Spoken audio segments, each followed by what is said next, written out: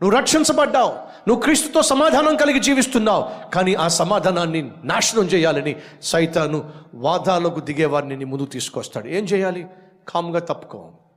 ఒక మూర్ఖుడు నీతో వాదిస్తున్నట్లయితే, నువ్వు వాడితో వాదిస్తున్నట్లయితే అక్కడ ఒక మూర్ఖుడు లేడు. ఎంతమంది ఉన్నారు చెప్పండి? మీకేమైనా అర్థమైందా? ఒక మూర్ఖుడు నీతో వాదిస్తున్నట్లయితే, నువ్వు వాడితో వాదిస్తున్నట్లయితే అక్కడ ఒక మూర్ఖుడు ఉన్నాడా, ఇద్దరు మూర్ఖులు ఉన్నారా? అర్థమైందా? మూర్ఖుడితో వాదించేవాడు కూడా మూర్ఖుడే. నువ్వు మూర్ఖుడువు కాదు అయినట్లయితే వాదించు మాకు. భార్యాభర్తలు ఇద్దరికి మాట పెరిగింది, కారులో వెళ్తున్నారు, తిట్టుకున్నారు, కామైపోయారు.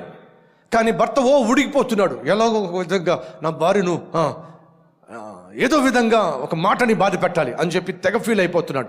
ఈ లోపల ఎదురుగుండా బర్రెలు వస్తున్నాయి, ఎద్దులు వస్తున్నాయి, గాడిదలు వస్తున్నాయి, పందులు వస్తున్నాయి. అవన్నీ కారుకు ఎదురుగా వస్తున్నాయి. కుదురుగా భర్త ఉండొచ్చుగా, ఉండలేక పక్కకు చూసి అంటున్నాడు, మీ బంధువులేనా?